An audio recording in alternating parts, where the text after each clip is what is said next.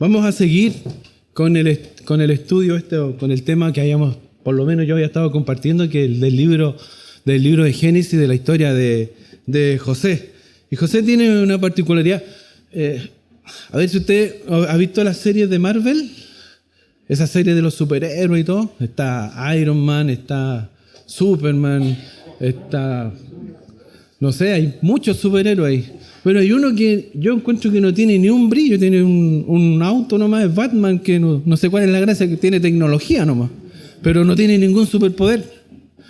Tiene más superpoder el Chapulín Colorado. Ese sí que era bueno, con el puro chipote chillón. Y uno, cuando ve a José, si ustedes se van a pensar, ¿cuál es la gracia que tiene José? En realidad no, él interpretó sueños, sí, se lo dio el Señor, pero no hizo milagros, no anduvo en el agua, sobre el agua, no profetizó grandes cosas, no, por ese lado no era su fuerte. ¿Por qué entonces Dios se preocupó tanto en instruir a Moisés que relatara con todo el detalle la historia de José y de sus hermanos? Fue algo que Dios se preocupó para que nosotros, ya no sé cuántos años, eran más de 3.000 años, estemos, desde que ocurrió, estemos acá estudiando todavía la vida de José. ¿Y saben cuáles son las cosas que a él lo destacaron por sobre todos los demás y que lo hizo grande? Son principalmente por su fe en Dios, su gran fe en Dios, y que se manifestó en una actitud magnánima hacia los demás y además una actitud muy buena frente a las dificultades, una buena actitud frente a las dificultades y a los problemas y adversidades que se le presentaron. Él tuvo una actitud distinta, muy distinta a lo que normalmente nosotros reaccionamos frente a los demás y frente a las dificultades, transformándolas quizás, algunos así siendo hasta en oportunidades. Y él tuvo esa visión de poder entender en el capítulo 44 de Génesis, haciendo un poco el texto que leímos, que está en el capítulo 44, ahí está una confesión que hace Judá, pero que resume muy bien lo que viene de atrás de la historia. Porque ellos salieron, había hambre, había venido todo esto de los 7 años de vaca flaca, había sequía, no había que comer, y el papá manda a sus hijos, eso ya lo habíamos visto en otra predicación, manda a su hijo a comprar grano ahí a Egipto, y van en el viaje, y ahí él los ve y hace esto de ponerle oro en sus bolsas y deja retenido a uno de los hermanos y les pide que traigan a Benjamín. Y el papá no quería, y el papá les dice no, porque ahora se va a morir Benjamín también, ya perdí a José. Entonces estaban con esa disyuntiva y al final Dios apretó tanto con el hambre, con la sequía, que tuvieron que salir y Jacob tuvo que permitir, o Israel tuvo que permitir que fuera Benjamín con ellos. Y se acuerdan que llegan allá y también nuevamente José los ve y los invita a comer y los sienta a la mesa y tiene un trato con ellos, comen con él y él los pone del lugar, del menor al mayor, y ellos sorprendidos y todo eso, y después los manda de vuelta. Ahí vamos a retomar la historia. En ese momento, cuando ellos ya van saliendo de vuelta. Y en Génesis 44, capítulo 44, versículos el 1 al 2, dice que mandó José al mayordomo de su casa diciendo: llena de alimento los costales de estos varones, cuanto puedan llevar, y pon el dinero de cada uno en la boca de su costal, y pondrás mi copa, la copa de plata, en la boca del costal del menor, o sea, de Benjamín, con el dinero de su trigo. Y él hizo como dijo José. Aquí José estaba haciendo algo. Quería hacer una prueba con ellos. Quería probarlos nuevamente. Era la primera prueba que iba a hacer. Es la primera parte de la prueba que quería hacer con ellos. José estaba ordenando al mayordomo. Seguramente ellos ya iban de viaje. Y, ay, que nos fue bien. Comimos rico, lo pasamos bien. Este caballero que no sé quién es, pero nos trata como reyes. Y venimos ahora con los sacos llenos de comida, todo bien. Pero cuando se acerca el mayordomo, cambia toda esa situación. En el 44 de 3 al 5 dice: venida la mañana, los hombres fueron despedidos con sus asnos. Habiendo ellos salido de la ciudad, de la que aún no se habrían alejado, dijo José a su mayordomo: levántate y siga a ese hombre, y cuando lo alcances dile: ¿por qué habéis vuelto mal por bien? ¿Por qué habéis robado mi copa de plata?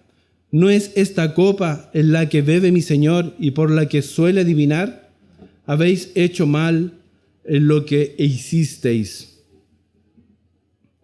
Y ellos iban de viaje, iban de retorno. Estaban pensando cómo iba a ser ese viaje de regreso. Ya se habían desconectado de lo que había pasado atrás. Para ellos ya era un capítulo, una etapa superada. Iban todos de regreso, estaba todo solucionado. Pero iba a pasar esto en el 44, del 6 al 13. Cuando él los alcanza, les dijo estas palabras. Y ellos le respondieron: ¿por qué dice nuestro Señor tales cosas? Nunca tal hagan tus siervos. He aquí, el dinero que hallamos en la boca de nuestros costales te lo volvimos a traer desde la tierra de Canaán. ¿Cómo pues habíamos de hurtar cosa de tu Señor, plata ni oro? Aquel de tus siervos en quien fuera hallado la copa, que muera, y aún nosotros seremos siervos de mi Señor. Y él dijo: también ahora sea conforme a vuestras palabras. Aquel en quien se hallare será mi siervo, y vosotros seréis sin culpa. Ellos entonces se dieron prisa y derribaron cada uno su costal en tierra, abrió cada cual el costal suyo y buscó. Desde el mayor comenzó y acabó en el menor, y la copa fue hallada en el costal de Benjamín. Dice la palabra del Señor que vamos a tener que rendir cuenta de las palabras ociosas. ¿Qué necesidad tenían de echar esa pachotada?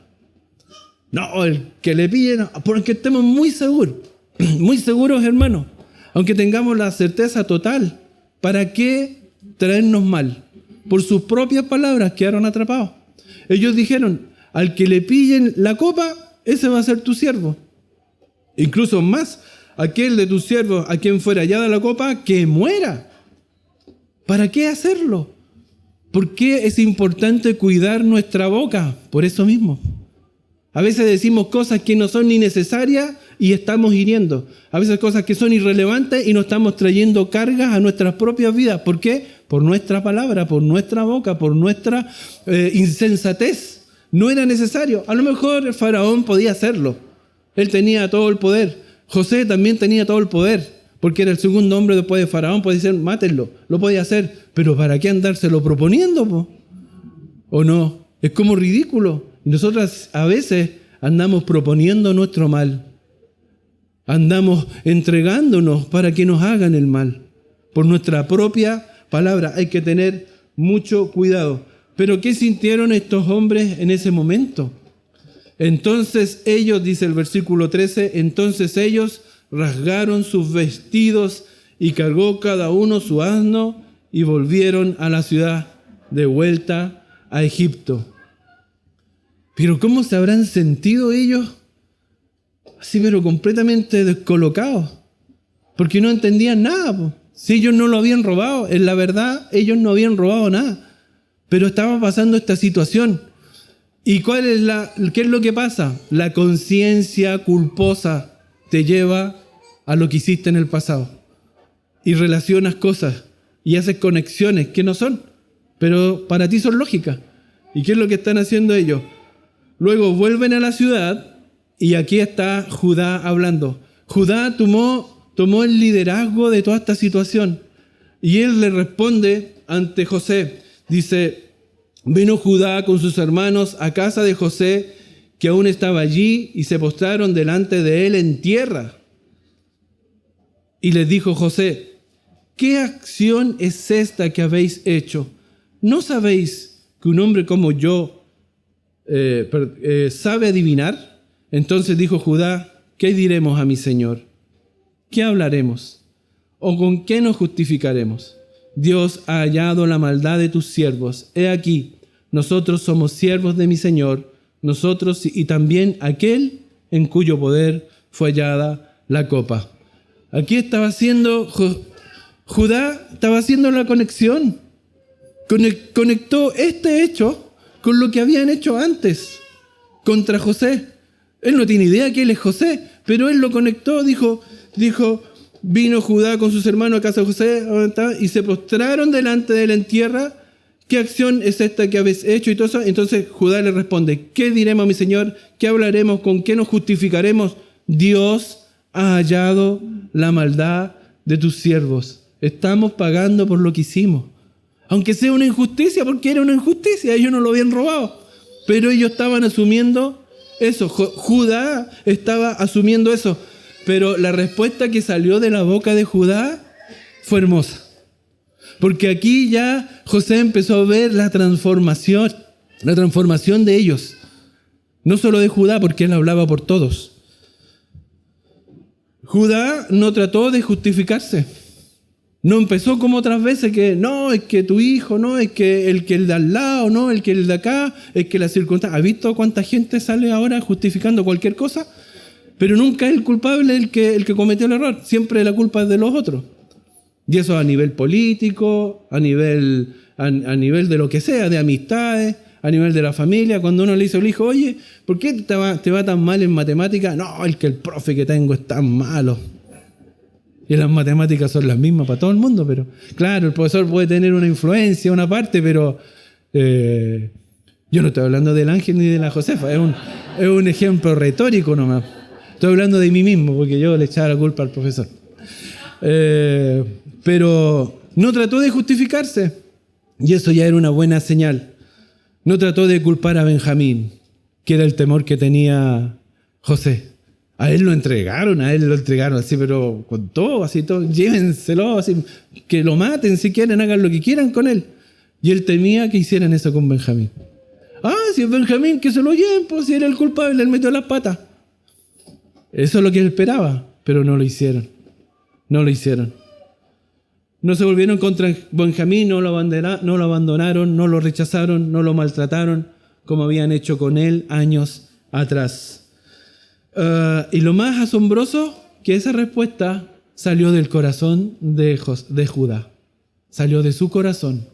Eso fue en el momento, esto no estaba planeado. Esto fue una circunstancia que se dio ahí. Usted tiene que predicar, tiene que compartir, tiene que responder algo con tiempo, usted se prepara.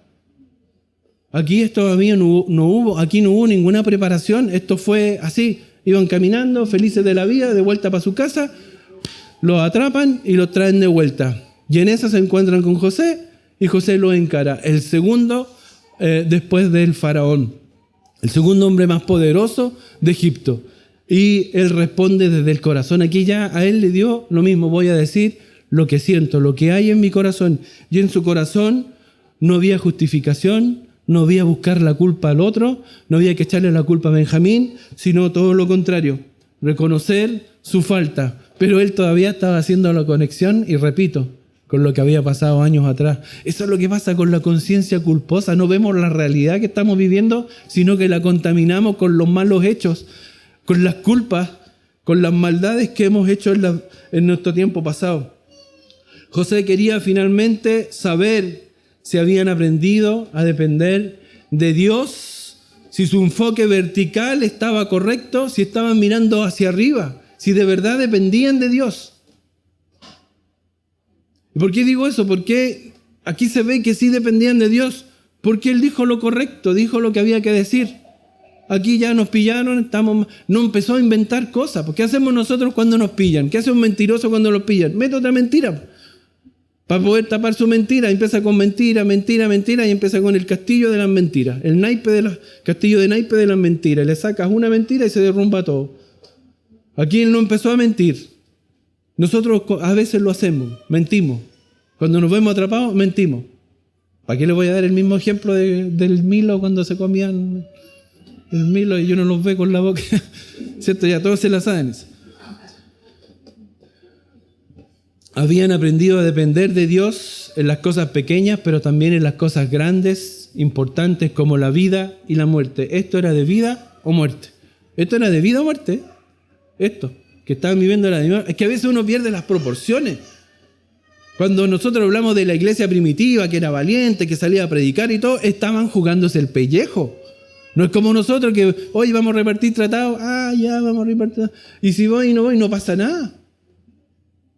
Y si me pilla un carabinero repartiendo tratados, no pasa nada. Pero en ese tiempo la iglesia primitiva lo llevaban y lo condenaban a muerte. Se estaban jugando la vida.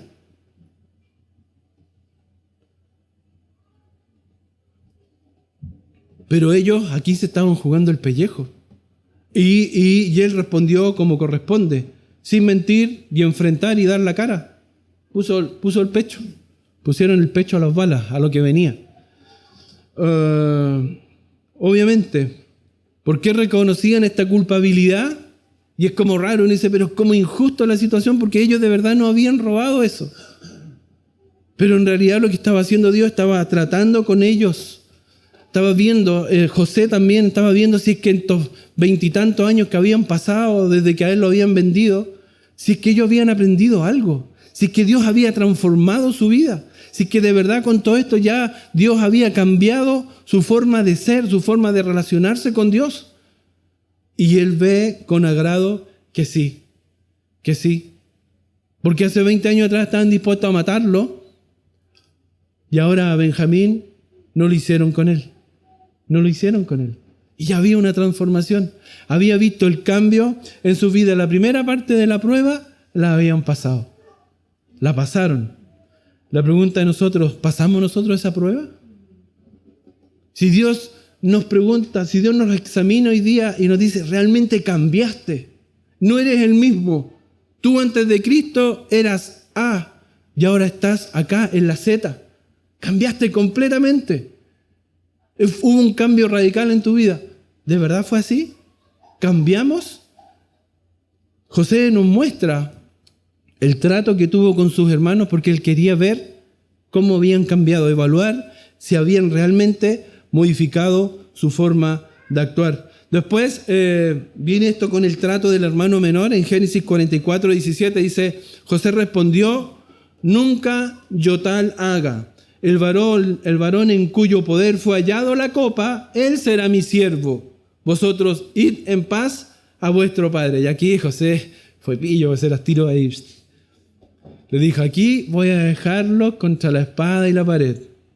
¿Son ellos o Benjamín? Porque dijo, yo a ustedes no los voy a culpar. Voy a culpar al que es el culpable, ¿no? Por el que tiene la copa. Porque podría haber dicho, no, todos se quedan acá, o todos a la horca, no sé cómo, o lo que sea, pero todos condenados.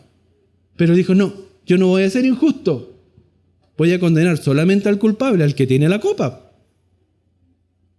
Y ahí esperaba qué reacción iban a tener. Y la respuesta esperaba él que fuera vertical, ¿cierto? Habían aprendido eso ya, de que podían depender de Dios. Pero ahora la segunda parte de la prueba era la parte horizontal, cómo se relacionaban con los demás. Y quería ver cómo se relacionaban con que era Benjamín, el hermano menor de José. Y viene el texto que leímos en la lectura bíblica, que es bastante largo, Génesis 44, del 18 al 34, dice, entonces Judá se acercó a él y dijo, ay, Señor mío, te ruego que permitas que hable tu siervo una palabra en oídas de mi Señor y no se encienda tu enojo contra tu siervo, pues tú eres como Faraón. Y aquí comienza a describir todo lo que había pasado, ¿cierto? Él comienza a describir y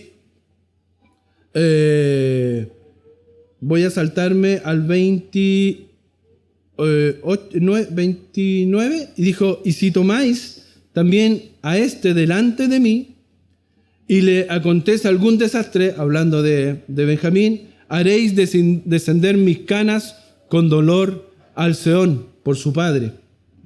Ahora pues, cuando vuelva yo a tu siervo mi padre, si el joven no va conmigo, como su vida está ligada a la vida de él, sucederá que cuando no vea al joven, morirá. Y tus siervos harán descender las canas de tus siervos, nuestro padre, con dolor al Seol.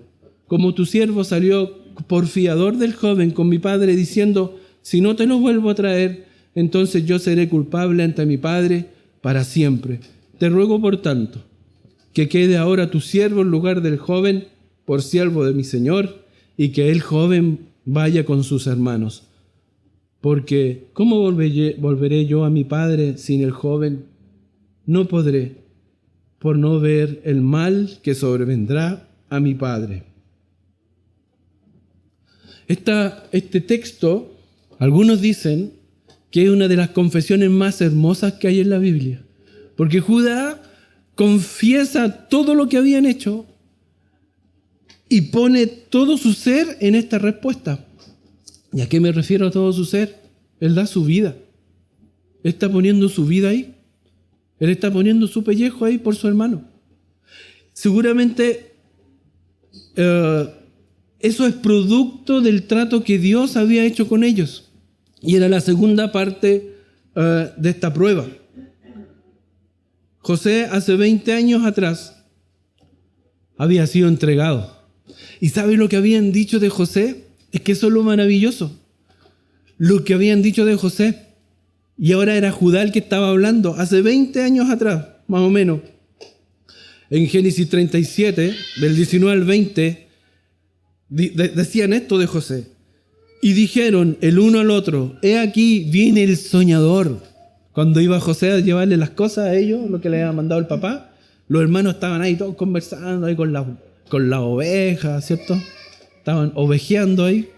Y dicen, mira, he aquí viene el soñador.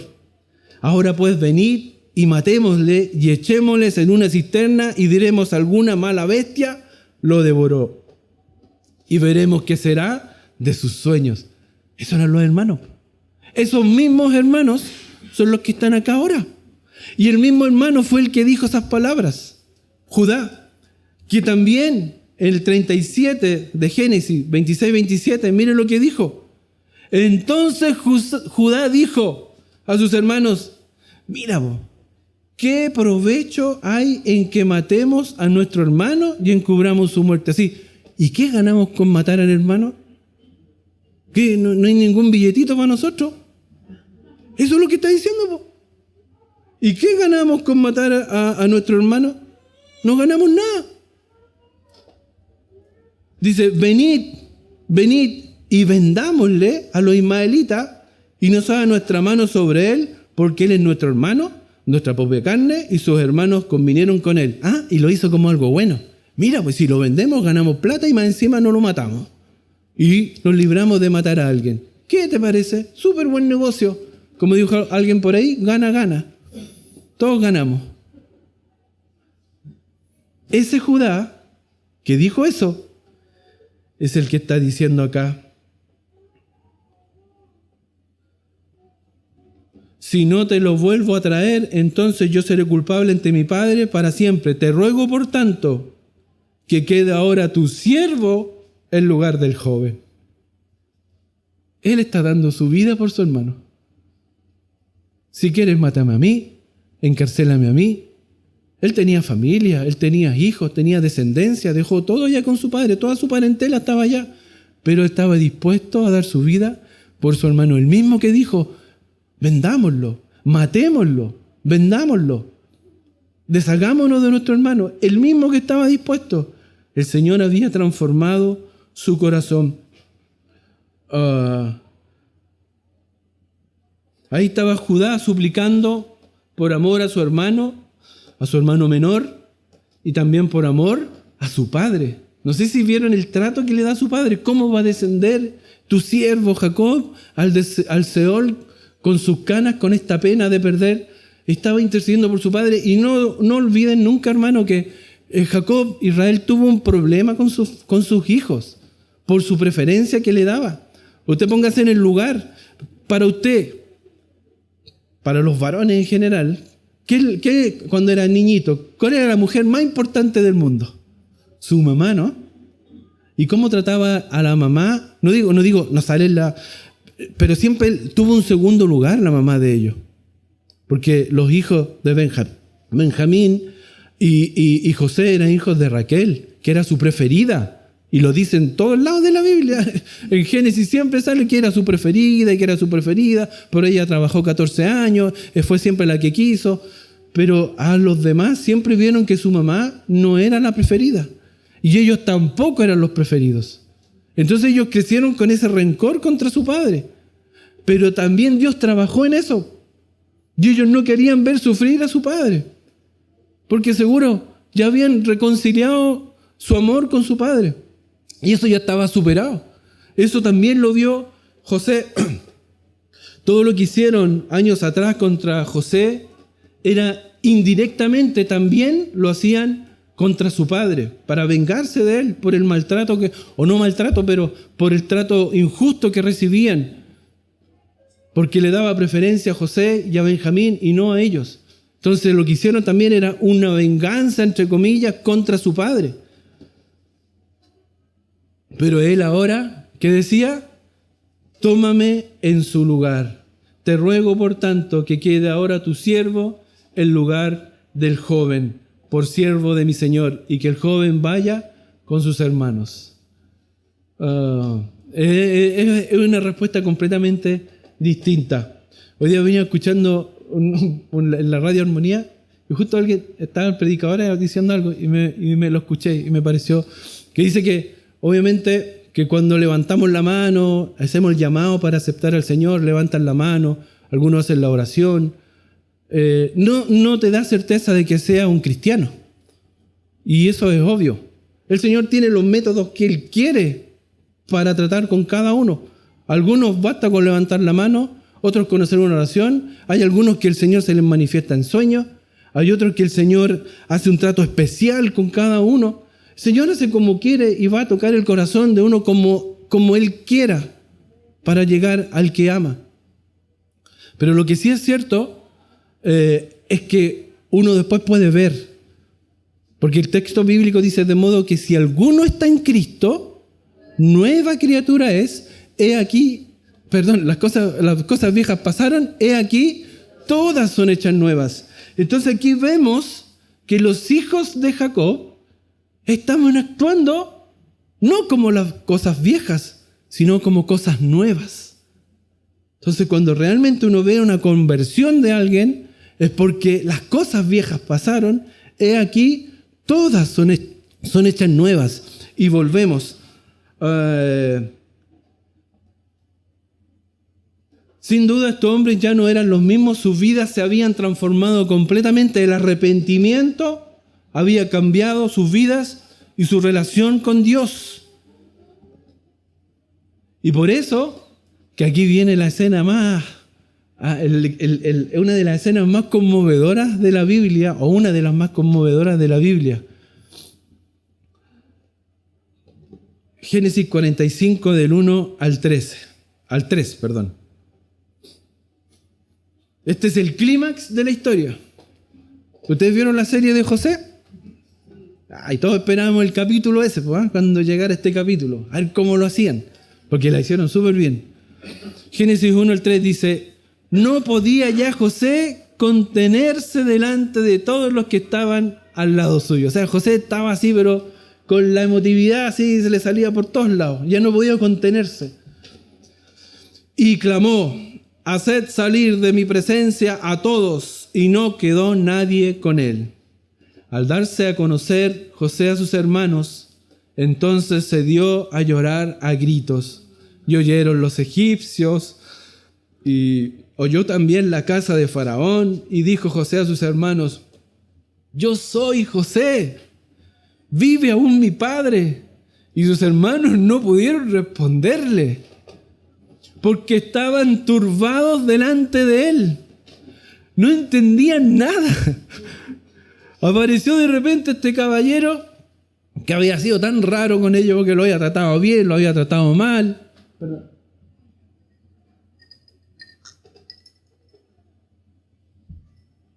Está rica la agüita. Lo había tratado bien, lo había tratado mal. Entonces había una serie de contradicciones en su cabeza, no entendían nada. José los hace salir a todos. Salgan todos de aquí. Y ellos, ¿cómo quedaron? Ahí ya dijo, chuta, ¿qué iba a pasar con nosotros? ¿Cómo estaban los hermanos de José? ¿No? Y los mismos siervos. O sea, ¿qué les pasa? ¿Por qué nos está echando a todos? No entendemos nada. Los egipcios ahí se fueron todos así al patio. ¿Para dónde vamos? Y se fueron. como egipcio. Y dice, hasta la casa de Faraón se escucharon los gritos y los llantos.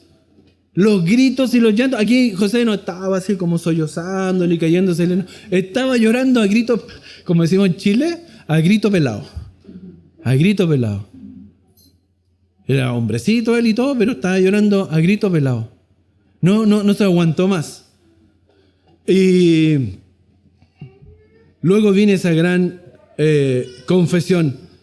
Hay otra cosa, hay un detalle que yo hablaba ayer con él y le conversamos, yo iba manejando a 140 por hora, íbamos caminando, manejando, y yo le decía, tú te das cuenta que ahí hubo un cambio, ¿cierto? Porque él antes le hablaba con intérpretes a sus hermanos. Entonces los hermanos no cachaban nada porque él no le hablaba en hebreo, pero él sabía hablar perfectamente en hebreo, porque tenía hebreo nativo, ¿cierto? Como los ingleses que hablan inglés nativo. Ellos hablaban hebreo nativo, así cachaba todos los modismos, todo lo que hablaban, y él los escuchaba y sabía lo que estaban hablando. Ellos no sabían que él entendía lo que hablaban, pero él estaba ahí. Y ahí este hombre seguramente usaría un turbante o algo, no sé, algo de egipcio, y le dice, yo soy José. Y ahí y se lo dijo se lo dijo en hebreo. Y ellos ahí quedaron pasmados. Dice el texto, porque estaban turbados delante de él, no le respondían. Y se quedaron para adentro.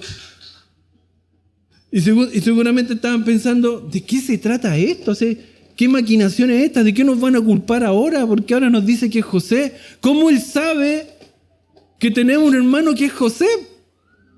Porque seguramente todavía no le creían. No sabían. Porque nos dice, inmediatamente le reconocieron y lo abrazaron. No dice eso, se quedaron pasmados, se quedaron sorprendidos. Y dijeron, ¿qué pasa aquí? ¿Por qué él sabe que existe un José? ¿De dónde sacó eso? ¿Se dan cuenta que no es algo trivial? Que esa declaración fue muy impactante para sus vidas, para su ser, para lo que ellos vivieron y lo que estaban viviendo. Si ellos estaban pensando que nos iban a encarcelar a lo mejor de por vida, o a más de algunos lo iban a matar. Estaban pensando en eso y de repente aparece él, yo soy José.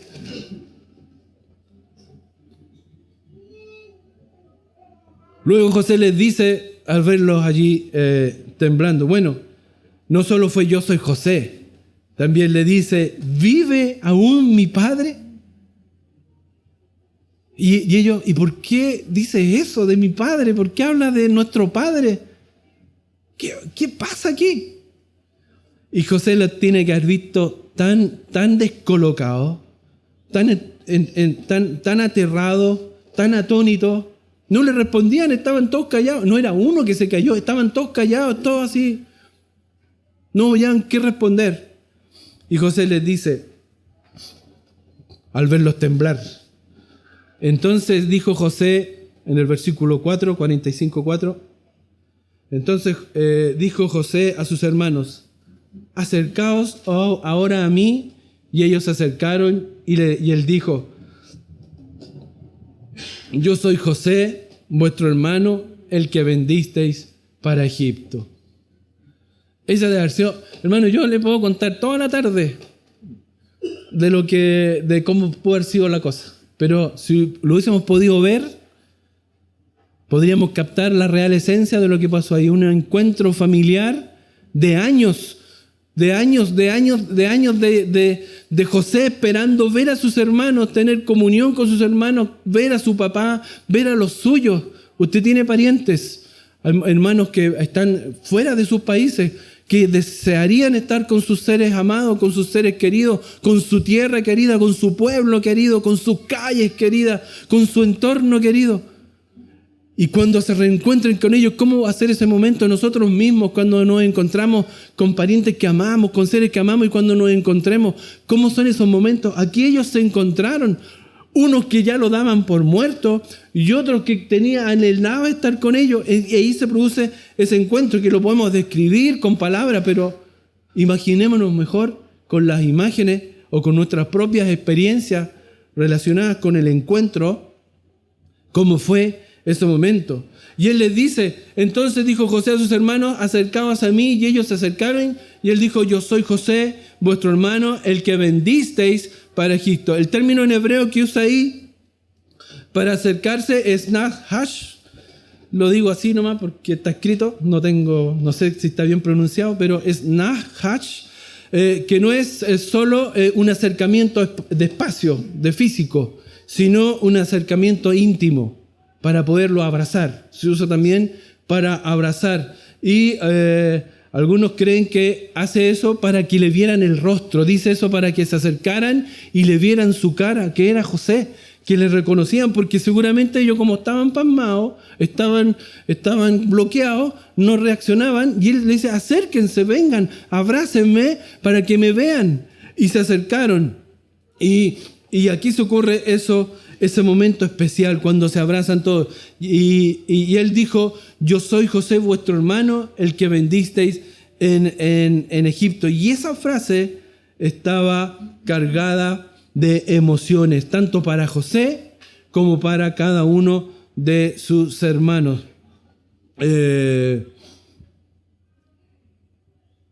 ¿Saben cuál es la gracia de la frase esa que está diciendo?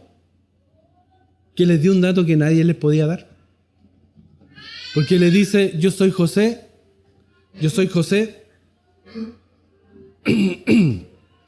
vuestro hermano, el que vendisteis para Egipto. ¿Quién más sabía eso? Nadie. Ellos nomás. ¿Cómo él sabía eso? ¿Y por qué se los dijo? Para abrazarlos, para contenerlos, para cuidarlos, para decirle, yo sé, yo soy. Y ellos le creyeron. Y seguramente cuando entendieron, seguramente bajó un poco la presión. No toda, porque ellos le tenían miedo a José. Siempre le tuvieron miedo hasta el final. Después vamos a ver más adelante lo que hicieron los hermanos con José. No, nada malo, pero siempre le tuvieron miedo. Siempre tuvieron miedo a las consecuencias de lo que habían hecho. Nunca esa culpa, ese sentimiento de culpa nunca los abandonó. Siempre le tuvieron temor a las consecuencias. En Génesis 45, del 5 al 8 dice, aquí viene la respuesta de José. Ahora pues, aquí le dice José, y aquí vemos por qué decimos que José, sin tener grandes méritos, salvo la fe grande en Dios que él tenía y su actitud frente a las dificultades, siempre tomado de la mano de Dios, era capaz de reaccionar así. ¿Por qué la grandeza de José? Ahora pues, no os entristezcáis, sino os pese de haberme vendido acá. Porque para preservación de vida me envió Dios delante de vosotros, pues ya ha habido 2 años de hambre en medio de la tierra, y aún quedan 5 años en los cuales ni habrá arada ni siega. Y Dios me envió delante de vosotros para preservaros posteridad sobre la tierra y para daros vida por medio de gran liberación. Así pues, no me enviasteis acá vosotros, sino Dios, que me ha puesto por padre de Faraón y por señor de toda su casa y por gobernador en toda la tierra de Egipto. ¿Cuál sería nuestra respuesta frente a personas que nos trataron de matar, que nos metieron en una fosa, que nos despreciaron, que nos humillaron, que nos vendieron para no saber nunca más de nosotros? ¿Cuál sería la respuesta? ¿Cuál sería la respuesta? No me diga a mí. Pero lo más probable es que no sea igual a esta, sino muy distinta, al otro extremo. ¿Cuál sería nuestra respuesta? ¿Cómo reaccionamos nosotros frente al maltrato?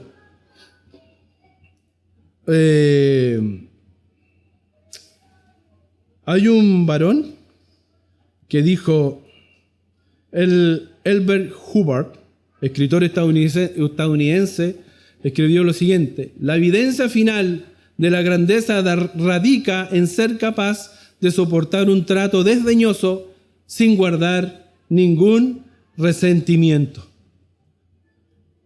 Esa es la grandeza que tenía José, porque él confiaba en Dios, esperaba en Dios, vivía en fe, tomado de la mano de Dios y guiado por él, y podía entender el plan de Dios. Por eso podía responder así. No guardaba rencor.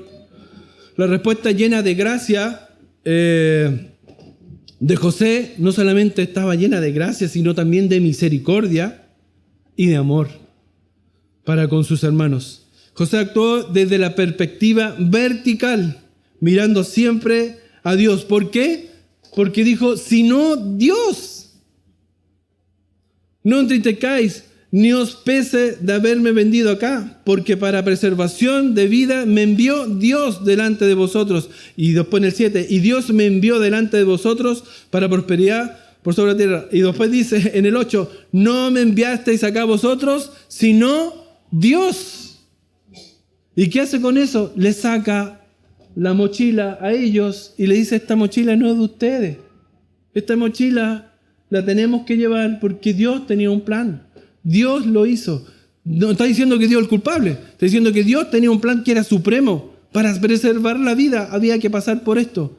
Y Él está mirando verticalmente que aquí había un plan que era supremo, que venía de mano de Dios. José nunca hubiera podido decir estas palabras llenas de gracia y de amor, tranquilizadoras para sus hermanos, si no los hubiera perdonado ya de mucho antes. José ya los había perdonado. Él no podría haber dicho esto si no lo habría perdonado. Y eso es básico en el perdón. Usted no puede tratar bien a alguien si no lo ha perdonado, ¿no? Cuando uno está enojado con la señora, ¿cómo la trata? ¿Hasta cuándo se perdonan? Eso está mal, pero a veces reaccionamos así y no es correcto. Él seguramente ya había perdonado a sus hermanos porque estaba viéndolo todo desde la perspectiva de Dios. Y es curioso porque como en este texto como que 3 veces les dice lo mismo. No sé si se dan cuenta, dice, a ver, en los versículos, me parece que en el 5, dice, porque para preservación de vida me envió Dios delante de vosotros. ¿Quién lo envió? Dios. ¿Para qué? Para preservarlos. En el 7 dice, y Dios me envió delante de vosotros para preservaros posteridad sobre la tierra. ¿Quién lo envió? Dios me envió. ¿Para qué? Para preservar la vida de ustedes, de nosotros. Y en el versículo 8, así pues, no me enviasteis acá vosotros, sino Dios. Y se lo dijo 3 veces. ¿Y para qué? Para salvarlos. Para salvarlos. Los restaura 3 veces, le dice 3 veces lo mismo. Y yo cuando veía esto dije, hoy me fui. Por eso José es un tipo de Cristo. ¿Cuántas veces restauró Cristo a Pedro? 3 veces también. ¿Lo negó 3 veces? Y 3 veces le dijo, Pedro, ¿me amas? Sí, te quiero. Pedro, ¿me amas? Sí, te quiero. Pedro, ¿me amas? Sí, Señor, te amo. Pedro lo había negado 3 veces. 3 veces le hizo decir que lo amaba. Y aquí, José, para que les quedara claro, pero ustedes no son los culpables. Aquí había un plan superior. Dios me envió. Había algo más importante que su maldad. Aunque haya hecho todo lo que ustedes hicieron, lo hicieron por maldad, Dios lo encaminó para algo bueno. Después, lo que les decía adelante, ellos nunca terminaron de autoperdonarse. Siempre estuvieron con esa persecución de que podía pasar algo en el futuro con ellos, con José. En el capítulo 50, versículos 18 al 20, podemos ver la reacción que ellos tuvieron cuando falleció su padre, porque después lo fueron a buscar y lo trajeron a Egipto y vivía con ellos en Egipto, y cuando vivían en Egipto, fallece en algún momento Israel, y los hijos que dijeron, ahora no está el papá, y José se va a vengar de nosotros. Y de nuevo se juntaron y empezaron a maquinar cosas y a pasarse rollo y a armarla, ¿cómo zafamos de esto para que José no nos vaya a castigar? Y van y pasa esto. 50 y 18. Vinieron también sus hermanos y se postraron delante de él y dijeron, henos aquí por siervos tuyos. Y les respondió José, no temáis. ¿Acaso estoy yo en lugar de Dios? Vosotros pensasteis mal contra mí, mas Dios lo encaminó a bien, para hacer lo que vemos hoy, para mantener en vida a mucho pueblo. Y se los vuelve a decir. Ustedes pensaron mal. José les dice a sus hermanos, vosotros pensasteis mal contra mí. O sea, ustedes tenían malas intenciones contra mí. Ustedes fueron malos conmigo. Ustedes buscaron hacerme el mal. Pero Dios lo encaminó a bien. O sea, la teología de José era perfecta. Él entendía claramente cuál era el fin y el objetivo que tenía Dios en todo lo que estaba pasando en su vida. ¿Y eran cosas buenas? No, al final nomás eran cosas buenas. Pero todo lo que había pasado antes había sido terrible. Había sido esclavo, había sido acusado injustamente, había sido llevado a un calabozo, había estado preso. Le pasó de todo. Y pasó esto. Génesis 45, el 8 al 9 dice, así pues, no me enviasteis acá vosotros, sino Dios que me ha puesto por padre de Faraón y por señor de toda su casa y por gobernador en toda la tierra de Egipto. Daos prisa, id a mi padre y decidle, así dice tu hijo José, Dios me ha puesto por señor de todo Egipto, ven aquí, ven a mí, no te detengas. Y aquí sí se corre el velo completamente de quién estaba detrás de bambalinas haciendo todo esto y que era Dios. Y los hermanos no fueron a Egipto por una casualidad. Dios estaba preparando todo. Los hermanos no volvieron a ir a Egipto por otra casualidad. Dios estaba detrás de todo. Y José era el instrumento de Dios para trabajar con sus hermanos. Y siempre el mensaje era para daros vida, porque él estaba viendo el plan que Dios, y en el futuro también. Porque no es solamente eso, si ustedes se dan cuenta en el versículo 7 dice, y Dios me envió delante de vosotros para preservaros posteridad sobre la tierra y para daros vida por medio de ¿qué? De gran liberación. ¿Liberación de qué? ¿De qué? ¿A qué liberación está apuntando ahí? A la liberación de Israel, de la esclavitud, sacarlos de ahí, de la liberación. Y ellas estaban pensando en eso. Y también se ve la respuesta. Acá le dicen, si ustedes vieron, como ya se han postrado como 5 veces, como 4 veces delante de José, los hermanos, ¿o no? ¿Se acuerdan cuáles eran los sueños que tenía él? ¿Cierto? Que ahí venía la espiga y se inclinaban ante él. Y que después eran las estrellas y se inclinaban ante él. Y yo, pero ¿cómo nos vamos a inclinar ante ti? Nosotros no haremos... me salió como el señor Mufati. Pero ¿cómo vamos a hacer eso? Y lo odiaban por eso. Pucha, y aquí a cada rato lo veían y se inclinaban. ¿Cierto? En el capítulo 50 dice que ahí cuando van a decirle, oye, ya murió el papá, ahí dice, entran y se inclinan ante él. Porque era el Señor. Acá, Dios me ha puesto, y esto lo dijo José, y no lo dijo de más, porque José no se agrandaba. Dijo, Dios me ha puesto por Señor de todo Egipto. Y le manda a decir al papá, ven a mí, no te detengas. Díganle a mi papá, dice, Dios me ha puesto por Señor de todo Egipto. Él era el Señor de todo Egipto. Y aquí le hace José, en este versículo le hace, en el 45 día al 13, hace una propuesta. Habitarás, capítulo 45, del 10 al 13, dice, habitarás en la tierra de Gosén, y estarás cerca de mí, tú y tus hijos, y los hijos de tus hijos, tus ganados, y tus vacas, y todo lo que tienes. Y allí te alimentaré, pues aún quedan 5 años de hambre para que no perezcas de pobreza, tú y tu casa y todo lo que tienes. He aquí vuestros ojos ven y los ojos de mi hermano Benjamín, que mi boca os habla. Haréis pues saber a mi padre toda mi gloria en Egipto y todo lo que habéis visto, y daos prisa y traed a mi padre acá. Esa es fácil. Y daos prisa, apúrense, traigan a mi papá que lo quiero ver. Oh, qué hermoso ver a José reaccionando así y le hace esta oferta generosa. ¿Alguien se negaría a eso? Si a mí me llega un mensaje, Cristian, te llamamos desde Estados Unidos, vente a vivir acá a Nueva York, te vamos a poner en el departamento más grande, ¿qué diría yo? Amén. Pero si el Señor te llama y te dice, Cristian, ven a servir al Señor, te quiero ofrecer que seas mi siervo, no vas a tener las grandes comodidades, pero vas a servir al Rey. ¿Qué dirías tú? ¿Qué dirías tú? Aquí lo está invitando a ir a vivir con su hermano allá. ¿Por qué? Porque ellos habían reconocido sus culpas.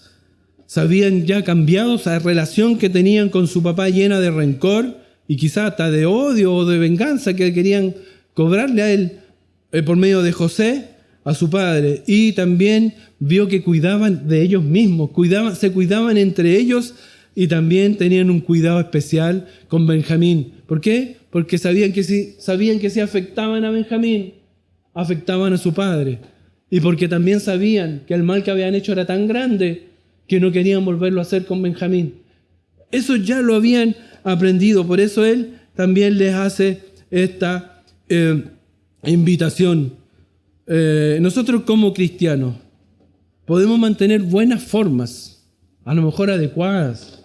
Podemos ponernos corbata algunos, arreglarnos, venir bien pinteaditos a la iglesia, con nuestra Biblia, dar nuestras ofrendas, cantar de memoria los himnos algunos. Yo no, se me olvidan los himnos, pero cantarlos bien. Pero si no hay una buena actitud, no va a funcionar. No va a funcionar. Todo lo que hagamos no va a funcionar porque no tenemos la actitud correcta, porque no hemos perdonado, porque vivimos con resentimiento, porque vivimos con deseos de venganza, porque vivimos amargados, porque vivimos atrapados en el pasado, porque vivimos lo que nos hicieron o lo que no nos hicieron. Libérate de eso. Lleva tus cargas al Señor y déjalas ahí. Libérate de esa culpa y déjala ahí, en los pies de Cristo, porque Él dijo que mi yugo, ¿cómo es? Ligera mi carga, y mi yugo fácil y ligera mi carga. Déjale la carga al Señor. Él quiere llevar las cargas, no las lleves tú. Es una tontera, hermano. Si usted va de viaje y lleva un burro, usted va a ir con la mochila y el burro va livianito caminando al lado suyo. ¿Para qué?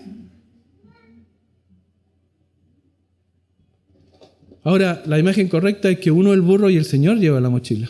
Él es el que va caminando con uno. Esa es la imagen correcta. Y después, finalmente, en el 45, del 14 al 15, dice, y esta es la parte final ya, cuando se cierra el capítulo con sus hermanos. Y se echó sobre el cuello de Benjamín, su hermano, y lloró. Y también Benjamín lloró con él, sobre su cuello, y besó a todos sus hermanos, y lloró sobre ellos. Y después, sus hermanos hablaron con él. Y hubo la reunión familiar. Y ahí recién se juntaron todos. Y ahí recién se encontraron todos. Yo me imagino esto, pero ¿cómo va a ser en el cielo el encuentro que vamos a tener? Yo no sé si vamos a llorar, porque dice la palabra que no va a haber llanto, pero vamos a tener mucha alegría cuando nos encontremos todos allá en el cielo. Perfectos, sin mancha, en Cristo, amándonos los unos a los otros. ¿Cómo va a ser ese encuentro? Quizás no vamos a llorar, pero nos vamos a abrazar y nos vamos a poner así como se encontraban ellos. Yo ponía Benjamín, a lo mejor Benjamín no se acordaba mucho de José, o a lo mejor sí, pero lloró con él. Y lloraron los dos, y todos se juntaron, y todos lloraban. Una imagen hermosa. Y termina el encuentro familiar. Gracias a Dios que terminó así. ¿Cómo terminan nuestros encuentros? ¿Cómo terminan nuestras vidas? ¿Cómo es nuestra vida? En conclusión, si un mensaje no se puede resumir en una frase, está mal el mensaje. Por lo menos yo lo puedo resumir. Dice, la grandeza se revela mayormente por tener una actitud adecuada frente a Dios. La grandeza se revela mayormente por tener una buena actitud frente a las adversidades. La grandeza se revela mayormente por nuestras actitudes principalmente. ¿Cómo es tu actitud en la vida? ¿Como la de José o como la de los hermanos? Como nosotros actuamos generalmente no es como actúa José. Para tener una buena actitud debemos mantener un corazón recto ante Dios. Frente a las situaciones adversas, mantener un corazón recto ante Dios. O sea, vivir en santidad. No ser relativos con la santidad. Ni la tuya ni los que están contigo. Si tú ves a tu hijo que se está desviando en los caminos del Señor, ponle corrección. Eso es mantener un corazón correcto y recto ante el Señor. Si tú ves que tu propia vida se está desviando, ponle corrección. Porque te desvía de la adecuada relación con Dios. Cuando puedes ver, ¿y cómo mantengo una buena actitud? Cuando tú puedes ver por fe el plan de Dios en donde estás. Hay algunos hermanos que vienen del extranjero y están acá en Chile. Hay que buscar por fe en Dios. ¿Qué quiere Dios? ¿De dónde estás ahora tú? ¿Qué hagas tú ahí? ¿Dónde estás? Los que somos de acá, ¿qué quiere Dios que haga? Ve por fe. ¿Cuál es el plan de Dios? Ahí, donde tú estás, en tu trabajo. ¿Hay problemas? ¿Cuál es tu rol ahí? Busca, ¿cuál es el plan de Dios que tiene para ti? Ahí, Dios, ahí. Eso es tener una buena actitud cuando tú puedes ver por fe. ¿Qué es lo que hacía José frente a las situaciones? Veía que había un plan de Dios y lo tenía clarito y se lo dijo a su hermano. Pero si no fueron ustedes, si no fue Dios. ¿Y cuál era su plan? Preservar la vida para que después haya liberación. Él tenía clarito, pero lo veía ¿por qué? Por fe. Por fe. También, cuando puedes sentir por fe la mano de Dios en la situación que estás viviendo. Todos vivimos situaciones adversas. José yo creo que la lleva ella, tiene más que todos nosotros. Pero todos hemos pasado situaciones adversas. ¿Sabe cuál es la gracia de una buena actitud? Es por fe, ver la mano de Dios en esa situación. Yo he visto hermanos aquí y yo he quedado admirado. De hermanos que han vivido situaciones terribles, pero su actitud sorprende. Y dan testimonio del Señor, dan testimonio de su fe, dan testimonio de la obra de Dios cuando salen de esa situación adversa. José, por fe, vio la mano de Dios en todas las situaciones adversas que le tocó vivir. También tienes una buena actitud cuando puedes aceptar por fe como buenas el lugar donde estás, la situación que estás viviendo, cualquiera que sea, aunque éstas hayan sido generadas por cosas malas, por injusticias. ¿José lo que estaba viviendo era por cosas justas? No, fue vendido por algo injusto, fue un hecho malvado, aborrecible, muy malo, y fue vendido. Y después fue acusado injustamente por una mujer y fue llevado a la cárcel. Y todas esas situaciones, y en cada lugar que estuvo, él siempre, por fe, buscó, vio por fe que eran buenas situaciones. Él lo malo lo transformaba en algo positivo. Donde él estaba, cuando estaba en la cárcel, yo sé que no lo tocamos acá del texto, pero todos saben la historia de José, de alguna u otra forma. Cuando él estaba en la cárcel, él fue capaz de revelarle e interpretarle los sueños a los que estaban ahí, al copero y al panadero del rey. Y los ayudó, y él era uno de los que era de los mayores que estaban ahí en la cárcel, porque el encargado de la cárcel lo usaba para administrar y todo. Él servía ahí, él donde estaba era algo positivo, aportaba. ¿Y cómo somos nosotros? A eso se refiere. ¿Por qué hay cristianos amargados? ¿Por qué hay cristianos que no sirven? ¿Por qué hay cristianos que no aportan? ¿Por qué hay cristianos que pasan? ¿Por qué? ¿Porque no ven el plan de Dios? ¿Porque no sienten la mano de Dios? ¿O porque le echan toda la culpa a las cosas malas? Cuando nosotros logramos cambiar esa actitud, el frío no nos va a importar. Es parte de la vida. Es lo que nos dio Dios. El calor No importa el calor, porque es lo que nos tocó vivir. Los problemas, no importan los problemas son para buscarle la solución. Vamos, que con Dios se puede. Cuando cambiamos la actitud, el cristiano va a cambiar su forma de vivir. Y eso es lo que debemos hacer. Tenemos un tremendo ejemplo, nuestro Señor Jesucristo. Pero este hombre, que al parecer no tenía ningún poder sobrenatural, es nuestro superhéroe, José. Jesucristo es el superhéroe de todos los superhéroes, porque Él es Cristo, Él es nuestro Señor. Pero José quedó aquí escrito para que aprendiéramos de Él, de su capacidad de creer en Dios, de confiar en Dios y de enfrentar las adversidades. Siempre he tomado de la mano de Dios, viendo lo bueno que Dios era con él en cada circunstancia y en cada lugar donde él estaba. Como dijo Job, ¿solamente vamos a recibir lo bueno de Dios y no lo malo? Todo viene de él y nosotros debemos seguirle sirviendo. Amén. Oramos al Señor. Padre Celestial, te damos gracias por tu palabra, porque en José podemos hallar consejo para nuestras vidas. Ayúdanos, Señor, a tener una buena actitud como la que tenía José. Señor, capaces de perdonar, de buscarte, de confiar en ti, de ver tu plan siempre, buscándolo por fe. ¿Cuál es tu plan para nuestras vidas? ¿Cuál es el motivo por el cual pasamos ciertas circunstancias o por qué estamos en ciertos lugares?